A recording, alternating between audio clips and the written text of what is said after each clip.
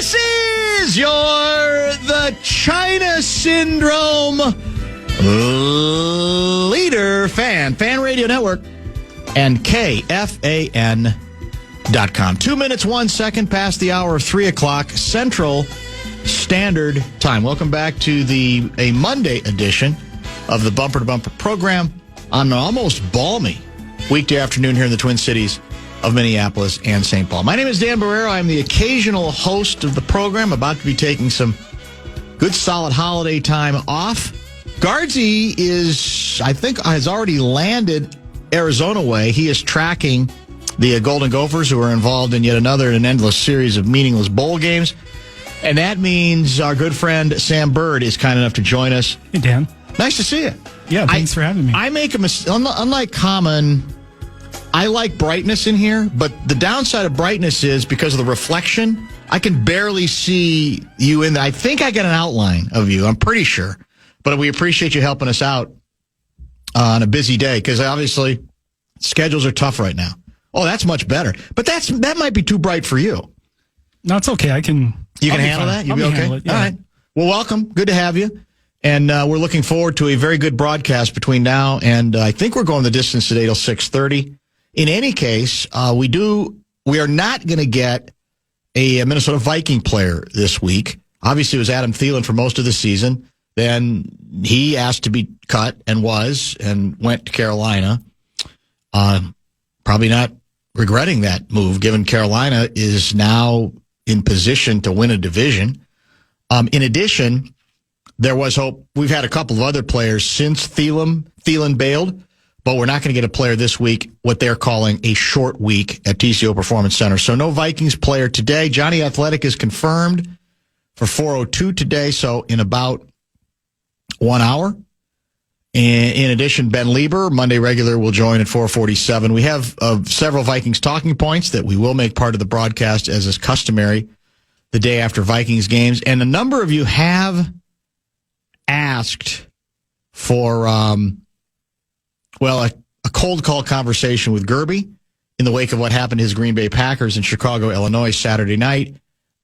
Stay tuned. We are making some effort to try to pull that off. That's complicated. We got to try to find out where he is without him knowing it.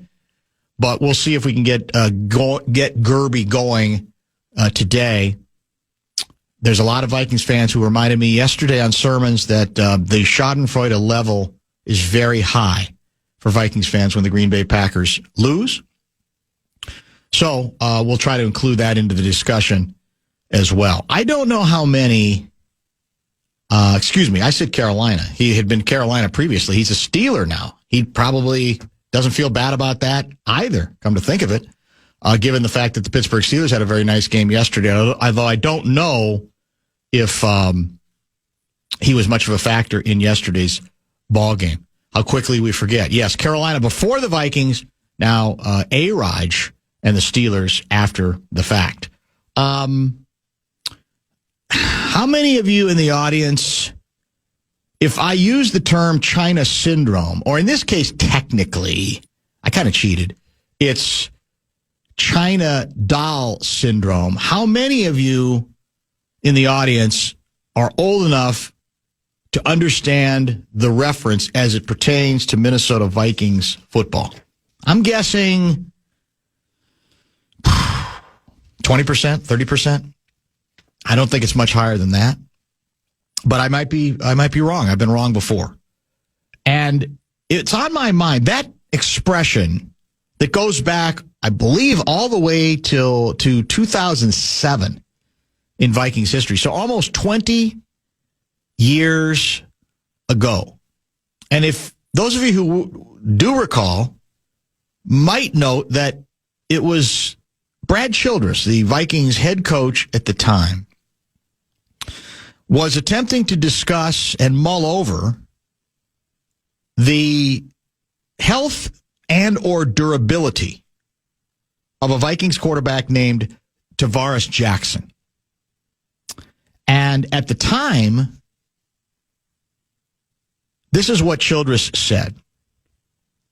You ask yourself, is this just one particularly bad year? Is it the fact he is a China doll? And at the time, it became kind of, the talking point regarding that player.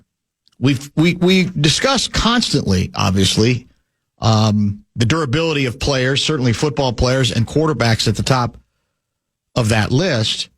And it was kind of a new term that I don't think most of us had heard associated with the position. Once again, I think it's relevant. And now we ask the same question of J.J. McCarthy. Is he a China doll? It's an important question, a crucial question that the Vikings are going to have to try to answer as they make a number of decisions this offseason on what they're going to do moving forward at the quarterback position. Because he's out again. I don't know that there's been anything official or that there will be anything official today about his status or about how long he might be out. It's possible he's done for the season. There's only 2 games left. The x-rays allegedly were negative on whatever was going on his hand. He looked like when trainer guy touched the sensitive area, he acted as if trainer guy had lopped off a finger. The video has made the rounds, has become quite viral. But let's be honest, the game itself is relatively meaningless. We can pretend it means a lot. We can pretend that we're supposed to celebrate the fact that the team isn't quitting. And I come from a belief system that says we should not applaud that. We should expect that from professional athletes, from professional players, in this case, representing the Minnesota Vikings. This is what they should do. The fact that we got a swoon, well, they could have mailed it in. They didn't have to play. Aaron Jones didn't have to keep going out there. I mean, come on. Seriously? You wouldn't want to go back out there against the New York bleeping Giants? It's one of the worst operations I've seen in recent memory. They're awful. So let's be careful about what kind of conclusions we want to draw over winning our third game in a row in garbage time of the season against probably the worst team in football, certainly one of the very worst teams in football. But we are evaluating actively the QB. I thought he, despite what we're hearing from KOC, took a significant step back yesterday. Don't text me about the drop passes. I know about the drop passes. I'm well aware of the drop passes. We'll get to that, too, as part of the Vikings talking points. But in all honesty, I didn't think he was as good as he had been the previous 2 weeks. He got bailed out on a very questionable offsides call and what would have been a pick six. He did a terrible job getting rid of the ball at the end of the half. That's the cardinal sin. You're basically trying to run out the clock, or maybe we're going to take one shot at it to just see if we can get a chunk play and then think about a field goal because we have the greatest field goal kicker ever. And you not only can't hold on to the ball, can't read what's happening, you get strip sacked, ball gets picked up by a former Gopher, I believe, score a touchdown. So I don't think he was there was anything to write home about his performance yesterday. Did he have other plays that were nice? Yes. Was the scramble into the end zone, the run, good? Were there a couple other very nice throws? Yes. But the question, I think, today on JJ is China syndrome related. The larger question, regardless of what you think he is doing to improve since the start, since he hit that stretch where he played as dreadfully as he did. So now to me, the question is not just evaluating him, but saying, can he stay healthy in the National Football League? Is he a China doll? And if he is, or he can't, how many games has he played? Is it 8.5 now? I think it's 8.5 games out of, let's see what the totals I have here somewhere. Let's just say this, put it this way. He has missed a lot more games than he has played so far in the National Football League. He has had now, 4 different injuries thus far. And I'm not saying any of the injuries were not legit. They could well have been legit. But the fact of the matter is, he has as Bud Grant says, the greatest ability is availability. He has not been available enough. You could argue he has not been available enough to evaluate fairly. There's something to that. But there are players who, for whatever reason, can't stay on the field. And that's troubling. And that's concerning. So you can put me firmly in the camp that is growing, I think, in belief that even if you think he's got a chance still to be a franchise quarterback, you cannot afford to bring him back and hand him the job again without, if not meaningful competition, a meaningful backup quarterback who, when you sign him, you tell him there's a good chance you're going to play half the season, or you have to be prepared to play half the season, because we're not sure, as much as we like what J.J. McCarthy offers, what we think he can offer, we're not sure. He may just be one of those unlucky guys who cannot stay on the field. So that is what I come out of that game with, that injury with. Even if it ends up being a relatively minor injury, he's had too many. Too many to just say, it's full speed ahead, we're going to hand him the job, and we're in total agreement. We have full confidence that if he just gets more games under his belt, he's going to be fine. Too much China doll in him right now. Too breakable right now. Too fragile right now. That's not me saying he's soft. It's not me saying, again, that he's not tough enough. It's me saying that if you can't stay on the field, it's almost irrelevant what you think you can do. And we all agreed, I think, right? Once the team was mathematically eliminated, the only thing that mattered the rest of the way was to continue to throw him out there and see what he might have. Or, if not that, to just give him a chance to gain some confidence, make some plays, and you do the brick-by-brick thing, right? You start trying to build more of a quarterback foundation, and if you're fortunate, you see enough promise that you say, we're still on course. It may be delayed a little bit, but this guy's got the stuff. It's in him. Again, whether you believe that or not, it's irrelevant if he cannot stay out there on the field. So threading this needle ain't going to be easy, because it's easy to say, well, get a quarterback who's good enough to compete and good enough to play as almost a quasi-starter, but don't give up the farm for him. Those quarterbacks don't grow on trees, right? There's not that many of them out there. Who's the right one? Who fits that classification? None of that is easy, but I think absolutely it has to be part of the conversation for the Vikings going forward. 4 injuries in this short of a period of time. 2 years? That's just not going to work. Bradshaw and Bryant, KFAN. Text line is 64686. 64686. A lot of texts are coming in about the drop passes. I have very strong opinions. A very strong opinion that not all drop passes are equal. And we're going to get to that when we come back. As I said, talking points. And Johnny Athletic will weigh in on what he saw yesterday. We'll get some Wolves stuff from him as well, and who knows what else.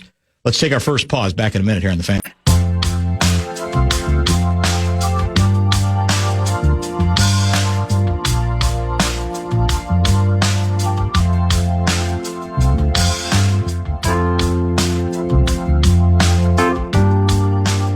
All right, we're going to try something here. This is on the fly. This is like what we in the business call seat of the pants radio, to attempt to, as we say in the business, cold call Carl Gerbschmidt.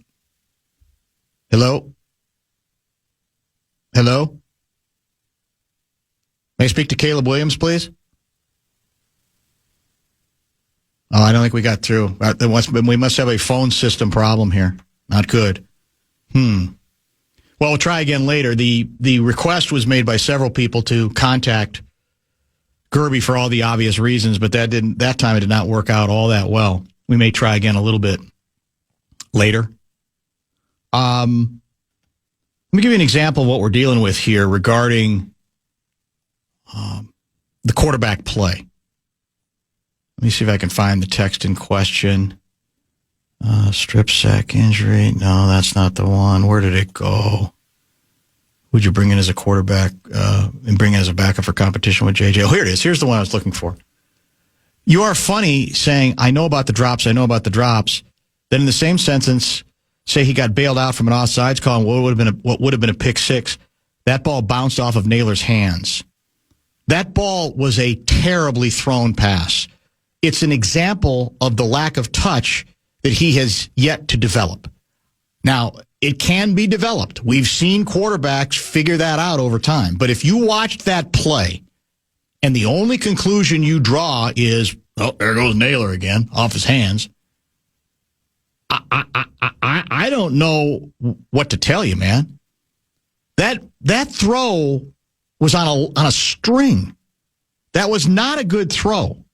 And he still has, I'll even argue the one that ended up holding up as an interception, catchable, but that pass was behind, was not really thrown all that well either.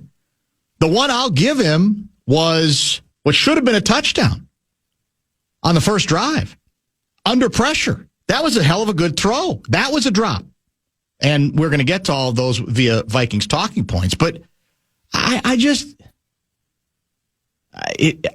don't understand how.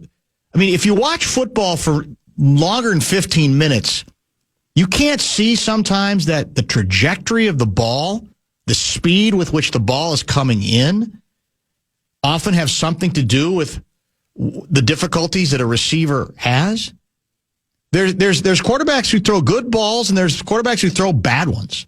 He throws a lot of bad balls, tough to catch throws that, again, in a perfect world, the receivers are paid a lot of money, and you can go ahead and get you go ahead and you make the play, but they're not as easy as they should be.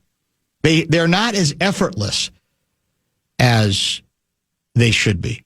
And I think also you're kind of missing the point. The point isn't, it's almost a different subject. The subject today is China syndrome. To be honest, it's more, even if you love him, are you starting to get concerned that he has been unable for now 4 different reasons to stay on the field? At some point, do you go, well, that's a little on the disconcerting side, I guess you could say. A little bit on the difficult side. And that's the part that I think has to be the part of the evaluation process for your favorite football team. And maybe they'll decide, no, we still see enough. We just think he's been unlucky. There have been other players earlier in their careers who have been rather unlucky. Vikings have had some of them, including Robert Smith. But if we all agree that he needs playing time more than anything else, he needs reps more than anything else, then you have to be a bit concerned at the inability to stay on the field for any extended period of time. 2 seasons in which he's missed most of both of them. And even this season, it's been up, it's been down. I'm still not convinced it made any sense that he missed as much time as he did with the original injury this year as well. This was when they were in Europe. So a lot of good texts are coming in via the Bradshaw and Bryant KFAN text line. And I'm going to review some of them. As I said, talking points. We've got Johnny Athletic is coming up at probably 4:02. And then Lieber will be with us in the 4 o'clock hour. Man, it was, I thought that was one of the first times this season I said to myself, that's a chore to watch that ball game. And part of that, a lot of that had to do with the Giants, who, you know me, I'm the guy who wants to run the ball. But even I was offended by how little the Giants seemed interested or capable of throwing the ball at all. What did it take? Did they run? Was it 15 straight times? It was embarrassing. I mean, that didn't even strike me as being a professional operation. Speaking of trying to find out what your team has, there was some comments a couple weeks ago that Russell Wilson was bitter, like he didn't really know why he got benched. Russell Wilson's been his own worst enemy, but after watching what the Giants did at the quarterback position yesterday and the way they use their quarterback, I don't blame Russell Wilson at all for going, I got benched for that? What's exactly the point? Bottom of the hour break, maybe we take one more shot at Gerby. If we can pull this thing off, it's technologically very, very difficult to get him on the phone. We're going to try it, and then we'll prepare for other controversies as well. Don't go away.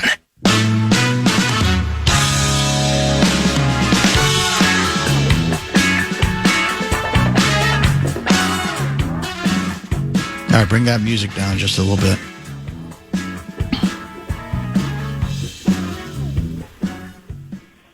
It's a great day at the Wisconsin Department of Transportation. Happy holidays to you. Hi. How can I help you? Sir, I'm trying to make a reservation at the Interactive Ice Bowl bed and breakfast and lunch for mid-January. Hello? I'm at work right now. Well, I'm not supposed to do this here. What's your name, please? The last name is Williams. Williams. The first name is Caleb. Hello? You okay? I know what's happening here. You all right, man? What are you doing this for? Not today. Okay. Well, people are worried. Why do you need to do this? People are worried about you. This is like, consider this an intervention, or maybe they call it like for what? What are you intervening for? Well, I think there's when I was a little kid, there's a pond near the farm, and we would go down and feed the ducks. Feed them out of the ducklings. And we were feeding the ducks. And one day, the snapping turtle grabbed one of the ducks, the little ducklings, and sucked them under. And the ducklings were going, peep, peep, peep, peep, peep. And the mother was... We couldn't do anything about it. And then they did it again. Peep, peep, peep. And then it goes under the... What you're doing right now is worse than that. What you're doing now is cool. Well, I mean, will you admit that... Why do you have to do this for? Will you admit that you were awfully cocksure of yourself through much of that game when it looked like... I mean, you were mocking the Bears. You don't have any problems mocking other people when their feelings are hurt, especially Bears fans. Nobody's feelings were hurt. All you had to do was push the ball out of bounds. All you had to do is, if you can't catch it, just push it out of bounds. How did your guy not know that?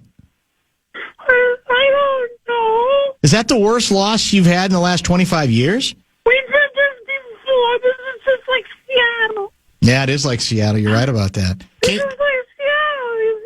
Is this going to ruin your Christmas week? Is this going to ruin your Christmas week, you think? We're not going to have a good Christmas. Well, first of all, a texter is reminding me, isn't it true? We're not going to have a good Christmas. I hope you're happy. Well, no. I hope you have a great Christmas. We're not going to have one. You could still win the division. You know, I mean, do I have to tell you that? You're the guy who says you got to stay with your team. Sounds like you've given up on your club. I'm staying with my team. I'm staying with my team. But we lost to a rival. It's not like we're losing to Minnesota or Detroit. We lost to a rival. You would understand. You need to get a hold of yourself, man. You're a grown man. Well, there it is. That's good. That's actually more than I thought we'd get out of him. You never know. Like, we got rapper Gerby Friday. Today we got the blubbery or blubbering version of Gerby. The last time I remember him blubbering quite like that, I think it was the Michael Vick game when he was like in the parking lot. It was like 3 a.m. You could hear the beep, beep, beep of the garbage trucks basically trying to get him out of the way so they could clear the garbage. And he wouldn't leave the parking lot. It was like 3 a.m. After that playoff game where Michael Vick just kicked the Packers' ass. That's the one. That's the first time I've heard him quite that forlorn since then. That's a long time ago. I was going to say, I remember listening to the show back then, and Yeah. I do remember exactly what you're referring to. My God, poor guy. Yeah. Well, it's his effort to elicit sympathy, and I'm not going to give it to him because, like I said, he doesn't have it on the other side. He cackles when Vikings fans are devastated or Bears fans are devastated. And let's be honest, he's had so many highs with the Green Bay Packers. How is anyone possibly going to feel sorry for Gerby? I'm glad we got him at least a little bit. We expect Johnny Athletic at the top of the hour. Let me get to some texts because there's a bunch that are indeed coming in on Vikings Giants and the quarterback situation. Hold on a second. Actually, here's a couple reacting to Gerby first. Let's go to the top. Does Gerby know that feeding ducklings bread actually can kill them? So the turtle is actually providing a mercy to his cruelty. Wow. Tell Gerby we'll give them a good Christmas and beat Detroit for him. Maybe. I don't know. Well, maybe Detroit, to be about down in the dumps, maybe they're done after the Steelers knocked them off. Cheer up, Carl. UW River Falls is going to the D3 National Championship after winning 48-41 over Johns Hopkins on Saturday. I'm not sure that's going to be enough. Gerby is not enough of a college fan, I think, to be consoled by that kind of information or that kind of development. I think the better simile of the China Syndrome with J.J. quarterback is that of the 1979 movie, The China Syndrome, starring Jane Fonda, Jack Lemmon. Not to mention Michael Douglas. The movie's plot is that of a cover-up of a nuclear power plant leak threatening to melt through the Earth's core, i.e. all the way to China, i.e. China Syndrome. I think the Vikings are similarly frightened, too frightened to admit their mistake. That's second-level thinking right there. Dan, don't you think the Giants were strategically tanking? They barely had dart throw at all. It felt that way at times. There's no question about that. Agree, Dan, when you have 17 different quarterbacks throwing to these receivers, they don't get a chance to understand that, hey, maybe the J.J. ball comes a little hotter, a little higher than, say, Cousins or Darnold. So if you can't be on the field to develop the tendency of the ball from J.J. or how he throws it, of course there are drops. I hear the argument, well, they make a lot of money, so they should make those catches, but I'm using a KOC favorite time on task is important. Nobody loves him, referencing our young quarterback. Dan, writes Leon Musk guy. There's a portion of us, granted a small percentage, who recognize that you need to let JJ develop, call the game with his capabilities in mind, and not proclaim the kid a bust after 4 or 5 games. Yes, the injuries are concerning, but you have to be patient with a young quarterback. No one's disagreeing with that. I'm telling you, for me, if I'm running the Vikings, I haven't seen enough, and I have not seen him on the field enough to where I'm just handing him the ball, which is essentially what they did coming into training camp this year. I'm not doing it. That's not me saying he can't develop. That's me saying I got to have a decent insurance policy, man, until he can prove that whatever grievance he has with the injury gods, they're going to, let up on him in the seasons coming forward. That's the issue. We didn't have the number one quarterback in 2024. I think we had the best quarterback that was available at the time. It's not like we had the number one pick and passed on Caleb Williams for J.J. McCarthy. Well, they could have had Nix. I wasn't one in the group saying they should have taken him. And Denver, obviously, at their best, the defense largely carries that team. But he has stayed out there. He's played a lot of games, and he's been much better than I thought that he would be. Looking on the bright side, how about Max Brosmer? Came in and performed well, 7 for 9 passing, including one great one to Jefferson. No turnovers, led the game-winning drive and all that on very little prep. We'll get to that via talking points as well. Hall of Famer Mark Rosen postgame, it was like watching a preseason game in August. And that's the problem. It wasn't August. It's December. It was bad football. And that's why, I'm sorry, I can't attach the meaning to this game that KOC tries, because they released another one of those post-game tapes of his, his speech after the fact. Like, we just successfully defended Pork Chop Hill. It just doesn't do anything for me. It really doesn't, because I don't really think anything was proven yesterday at all. Or maybe I should better say, I don't think you should have to prove that you're not going to quit during a season, coming off a 14-3 season. Maybe if you're the Giants and you're bad every year, maybe there's no choice but to quit. But I'm not going to celebrate that there was great grit attached with doing what the Vikings did. And I know we had more injuries. The New York Giants offensive line was gutted. It might not have mattered, but everybody's got a series of injuries right now. So to act like there was any kind of meaningful threshold crossed, to me, is silly. I'm never going to rip a team for winning.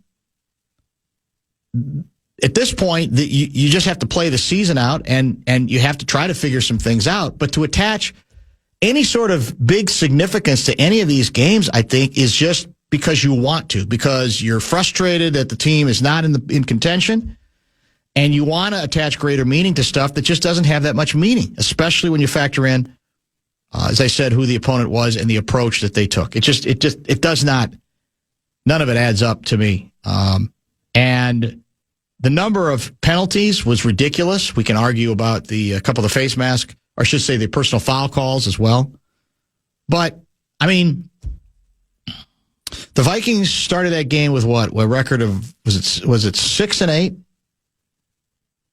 Double check. What's our current record now? Are we 7-8 now? I think that's correct. Yes, that's correct. And the Giants started the game with a record of 2-12. Now they're 2-13. And I tweeted this during the game. Somebody asked, well, what are your thoughts? My thoughts are I'm looking at a game matching a 6-8 team that's a mathematically limited and a 2-12 team. Isn't that what it really looked like? So then on the other hand is to pretend that there's great meaning because we made this play and we didn't quit and we kept fighting and we hung in there. I just think if that's what you have to do as a head coach to keep your team on your side, then that doesn't say much for the group. It just does not.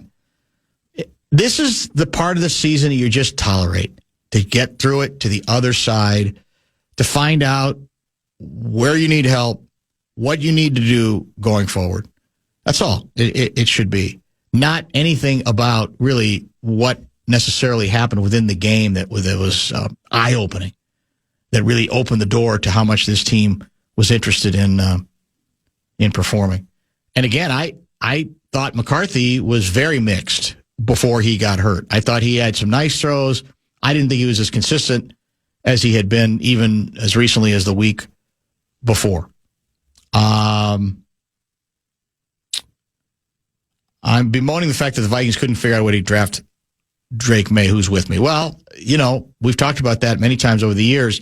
The Vikings clearly coveted Drake May, I should say. And by all accounts, they made a significant offer. It just wasn't significant enough to move up. They may like J.J. McCarthy, but I think they may not admit this now. They loved Drake May. And May seems to be indicating exactly why so many teams coveted him to the degree that they did. There's not one single person who celebrated that game. I don't know who you're arguing against when you make this point. Did you see the post-game speech from KOC? I mean, you serious? I mean, read some of the stuff that's been written about this game. The idea that we summoned something up under adverse circumstances. Open your eyes a little bit. I'm not making this stuff up. If I didn't start today thinking that I was going to go down this road at all, but I've kind of been forced to on the basis of what I've seen and in some cases what I've read. There's plenty of celebration going on in this game or after this game. You may not be looking for it if you don't want to, but there has been quite a bit of it as well. Let me get a couple more texts in. And as I said, we got Johnny at the top of the hour and a bunch of good Vikings talking points to get to. Dan, this is Stephen in Miami. I think there's a lot of similarities with, I bet you they have a few more degrees than we do right now, even though it's relatively balmy here, hey? I'm going to guess 80. Sounds about right. I think there's a lot of similarities with J.J. McCarthy and Rob Dillingham for different reasons. Of course, J.J. can't give us enough time to evaluate him. I think Rob is just undersized. If he can't thrive in the regular season or survive, he's got no chance in the playoffs. But now we found Bones Highland. Who is the Vikings? Bones Highland. That's all we need to find. Maybe it's Bro. Maybe there's still some. There's probably some Brosmer Brownstone fans out there who still think that he showed enough yesterday that he should get a second shot at this thing. I don't know. It comes off as me saying I'm done with JJ and that he's awful. It's not what I'm saying today in any way, shape, or form. But I can tell you, reading even the tweets there was a tweet yesterday from Tommy Kramer, the former Vikings quarterback. What I sense is frustration sets in even among players who might be rooting for McCarthy if he just can't stay on the field. And I don't think at any point they're casting aspersions on his manhood, on his toughness, but it's all about evaluating players and bouncing off what players do when they are out there. And nothing can happen if they're not available.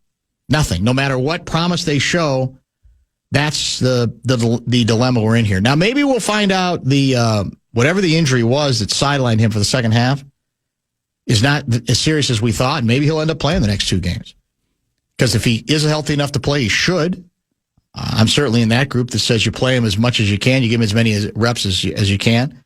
But it's hard not to wonder whether they're just going to be, depending again on what the injuries, they're just going to decide to be a little bit more cautious as well. I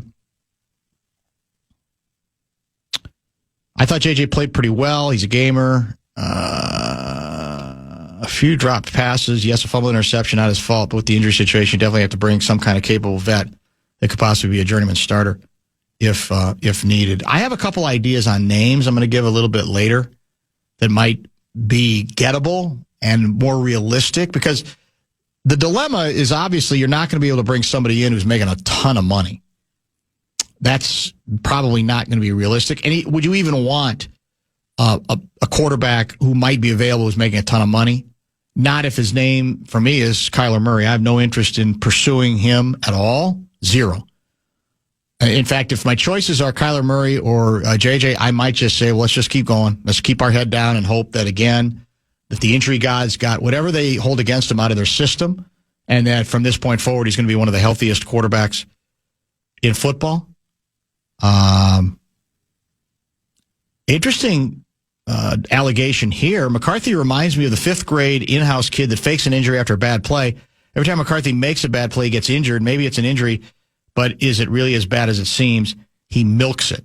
Well, he's probably referring again to the viral scene where the trainer is grabbing at whatever, it's on his hand or finger, and he winces as if, I mean, he jumped like he was ready to faint. I'm not here to say that I think he is making up injury. That's a pretty serious allegation to make, and you have to have a little bit more proof for that. I'm willing to just go right now with can't stay on the field. And if you can't stay on the field, the team can't wait forever for that. They have to give themselves, as I said, viable options. By the way, I've not heard anybody here locally offer up any commentary regarding maybe the secret weapon for the Monsters of the Midway, the Chicago Bears, a former Vikings quarterback named Case Keenum. Maybe that Case Keenum magic, even though he's not playing, he's their third quarterback. I saw him celebrating after Caleb threw the overtime touchdown pass. Do not underestimate the Case Keenum factor in Chicago, Illinois. If also you're wondering, are we going to have a Viking member of the Vikings on today? The answer is no. Short week. This, of course, is Christmas week coming up, and the Vikings play on Christmas Day. And it is amazing to think how once upon a time whenever the schedule got reversed, or I should say released, and we went down it game by game, a lot of people thinking, man, that should be a great matchup on Christmas Day. Are you kidding me? Division game, lots at stake, and in this case, not so much. Vikings eliminated and Detroit Lions in danger. Great danger of being eliminated as well after they lost to, guess who? Aaron Rodgers. Playing well yesterday. And the Pittsburgh Steelers. I tried to tell you, should have taken the plunge on A-Raj. Telling you, I think we would be in a very different position today if we did. Don't text me. I know what you're going to text. With our offensive line, he'd already be dead. Some quarterbacks do a better job of getting rid of the ball quicker than others. Let's make this the top of the hour pause. And as I mentioned, Johnny Athletic on the purple, on the quarterback situation, on the Timberwolves. Dare we ask him any more hockey questions? That tends to annoy Kevin Fallness. That might be a good reason to indeed do it. And in the background, we have, let me give you an update on something called the famous Idaho Potato Bowl. The famous Idaho Potato Bowl. It looks like early fourth quarter, Washington State 27, Utah State 7. This is on the blue field. 27-7 in the famous Idaho Potato Bowl. The Gophers Meaningless Bowl is coming up later in the week. All the action right here in the